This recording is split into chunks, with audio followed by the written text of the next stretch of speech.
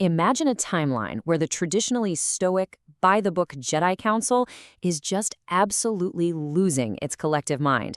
Why? Over two utterly impossible cape-wearing anomalies. Welcome to This Explainer. Today, we're unpacking everything about Darth Clyon and Sharkster.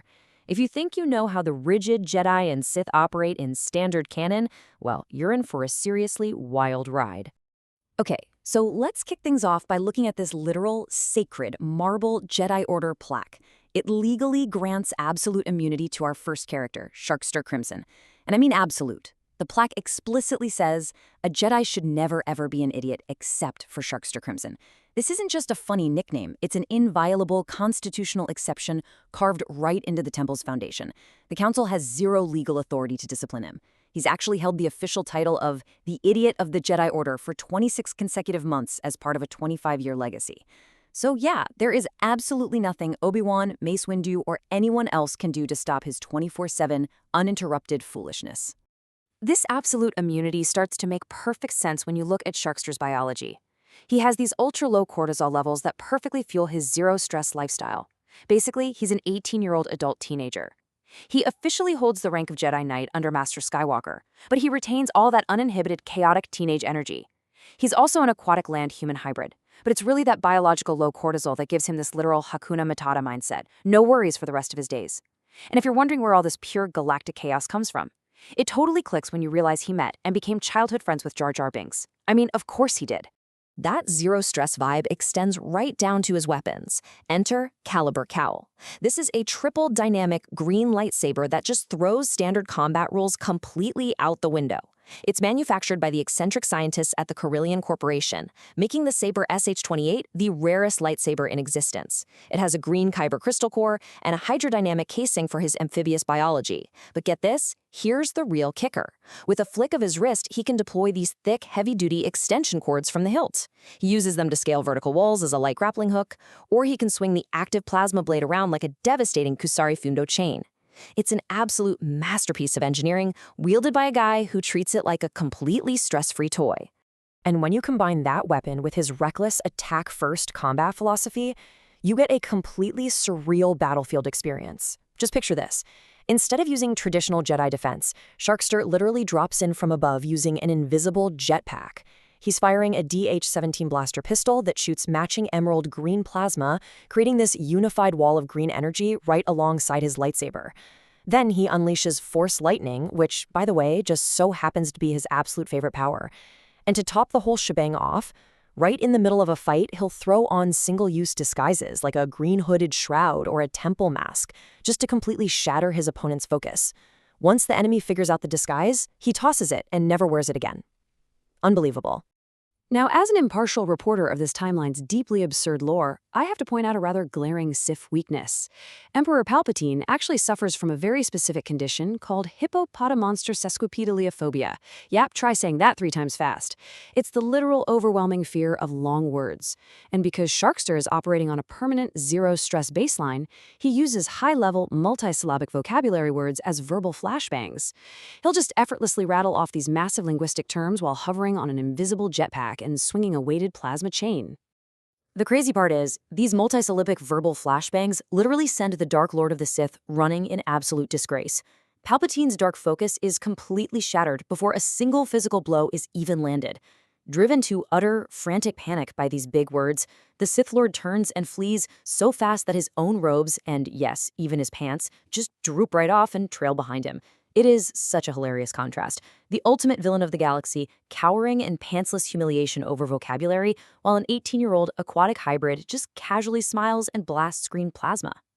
But the chaos doesn't stop with the Sith. Master Kenobi suffers from his own highly specific, paralyzing condition, which is an absolute nightmare of an unpronounceable word, Sharkbapatomenstrigidrekinquektalikcrimson phobia. It is a paralyzing fear uniquely triggered by the sheer unbridled absurdity of Sharkster's legally protected idiocy. Imagine being Obi-Wan Kenobi, a composed master of Form 3 defense, and you're driven to extreme rage because you have to sit there and watch an 18-year-old fire a blaster, swing a grappling hook lightsaber, shoot Force Lightning, and tell jokes, all while knowing the literal stone plaque of the Jedi Order legally forbids you from doing a single thing about it. So, trapped by the Plaque's decree and completely unable to discipline the Order's resident idiot, Master Kenobi's only coping mechanism for the sheer exasperation is to literally yeet himself out of windows. I'm entirely serious. When Kenobi's phobia spikes to maximum levels upon witnessing Sharkster's endless antics, his nervous system just bypasses all rational thought. Traditional meditation totally fails. His only logical tactical escape route from the compounding absurdity is a full-speed dive straight through the glass into the open-air villa. In standard Star Wars timelines, being denied the rank of Master is a massive, dark side triggering point to friction. Just ask Anakin Skywalker. But Sharkster?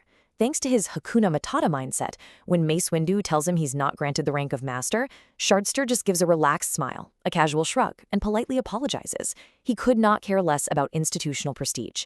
The Council is left completely dumbfounded by this easygoing acceptance. And Master Kenobi, well, overwhelmed by the sheer nonsense of it all, he launches himself out of the nearest Council chamber window, yet again. Okay, let's pivot to our second anomaly, Darth Clyon. This is a former Sith who later associates with the Jedi, creating a massive administrative dilemma for Principal Yoda.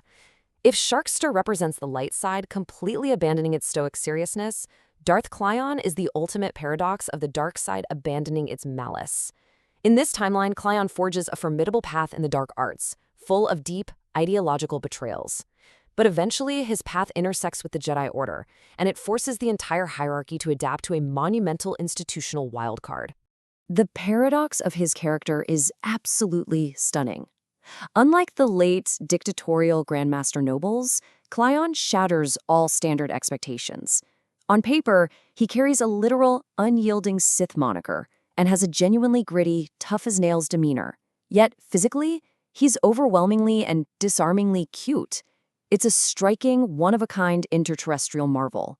Whenever he steps into the sacred pathways of the temple, visitors are just left entirely speechless.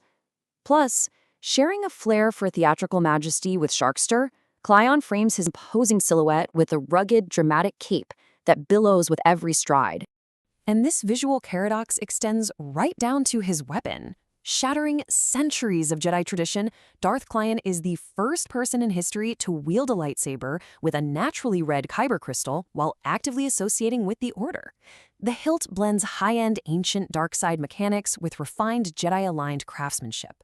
Every single time this crimson blade ignites within the halls, it causes an immediate stir among the Sentinels. It completely pushes the boundaries of what the administrative archives consider standard-issue equipment.